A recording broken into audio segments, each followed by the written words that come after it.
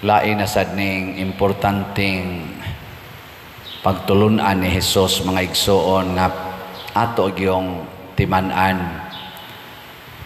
Matud pa niya, dili tanan nga magsangpit Ginoo makasulod sa gingharian sa langit, kundili kadto lang naminaw og nagtuman sa kabubuton sa iyang amahan. Ngilingian na sa imong tupad na makasud ka tag langit ani. Sige tagsimba, sige paminaw anang mga misa, daghan kayong mo subscribe sa akong pila na niroy subscriber aning akong YouTube channel nya napagyoy mag sige og reel TikTok ana. Pero pila ra ka kabuok nato apil na kong nagmisa ang nagtuman gyud kun unsay atong nabati dinhi sa pulong sa Ginoo. Ambot kaha. O unsa may mga timaan nga kita nagtuman, ang una gyud mahimo gitang kabus. Wa gyud magtuman sa sugo sa Ginoong dili mahimong kabus. Unya inikahimo na natong kabus, moabot dayon ang panabang sa Ginoo. Sa atong unang pagbasa, si Agar, ulipon ni Sarai og ni asawa ni Abraham, gipamabdusan tong Abraham ang nagsugo sad si Sarah. Kay niabot na lang og mga 85 years old si Abraham, 75 man to iyang edad, nya 85 na ang 85 na iyang edad. Wa man gyapon sila manganak. Murag si Sarah ba, mura siyag na kanabitang mura siyag na wadaan sa pagtuo nga manganak pa sila. Motong niingon siya, paanakin na lang ning akong ulipon nga si Agar. Ug tuod man nakigdog si Abraham og namabdos si Agar. Unya kay si Agar nahimo naman hinoong mura og proud nga siya namabdos nya si Sarah. More than 50 years nga siging kuyog ni Abraham isip asawa, wa man gyud mamabdos nya siya. Kausara man siya gitirahan ni Abraham na mabdos man dayon. Dato pa blessing. O naglagot si Sarah. Nya iyang gi daog-daog og maayo si Agar. Nya motong niingon si Abraham, ayaw nala nagdaog-daoga, maluoy ka na, mabdos man na.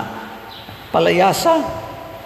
Gusto kang palayas na. Haron, wa na kay daog-daogon. Ikarabitay gasulti nga ako ng dulgan. O karong na mabdos, suko sa ka. Di ba usahay, anak na mga asawa, no? Sugo-sugo sa bana o magpa-matso-matso ko, no? Dako nakikagtiyan. Pa, matso-matso sa diha. Maibgan sa noog silingan, masuko sa ay panang dakog tiyan kay wa pay makuha niya mag-insert din imong bana mura day ulitaw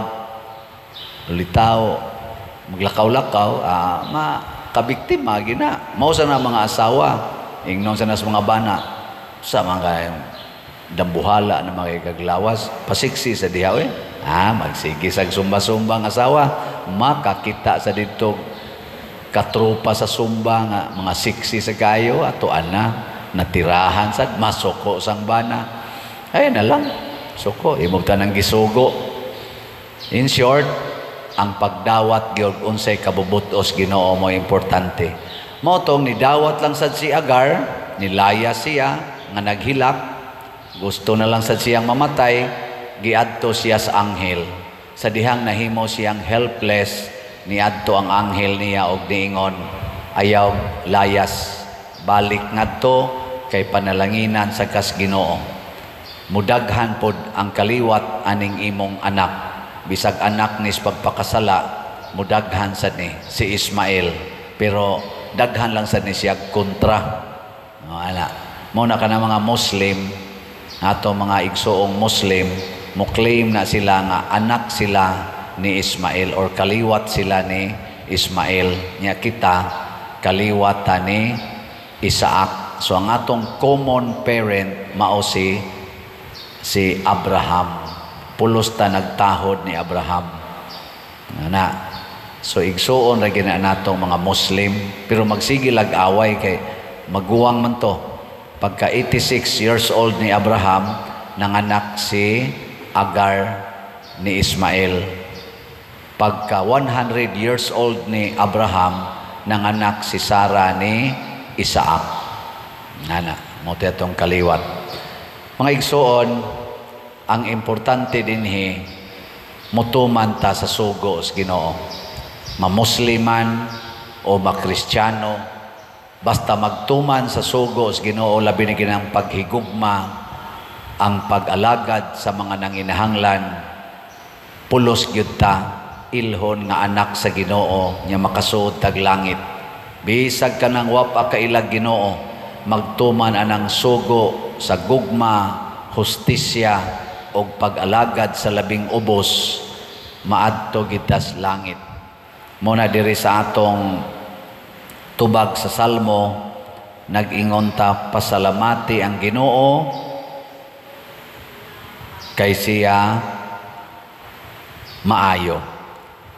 Nganong maayo man ang Ginoo? Tungod kay dili siya maayo lang sa mga taong nagsigig sangpit niya. Apil na sa tungwa kaila niya, pero nagbuhat unsay angay. Buuan ginas Ginoo o grasya. Muna din sa atong parokya, daghan-daghan kita grasyang nadawat kay nagsige man sa tagtabang sa mga kabos, sa lain sang parokya o sa lain nga mga communities. Apil na sa atong archdiocese. Anang kaingon sa daghan sa tagrasyang niabot. Mausad na ang atong personal nga kinabuhi. Nilingay mong tupad. Inamutabang ka nang sigiglibak nimo. Kanang nagsiglibak nimo, mutabang ka. Uy, di ko mo balibad, uy, ako ginang tabangan. Congratulations. Naa kay daghang grasya. Kini, katapusang pangutana, mutabang ba mo mga asawa sa kabit sa inyong bana? O di mo mutabang, maliwat mong saray, nagiaway ang iyang maid. Ayaw anak buhata ha, kay makontra na tong Ginoo. Tabangi gyud ang tanan, pasaylua ang tanan, himuig maayo ang tanan.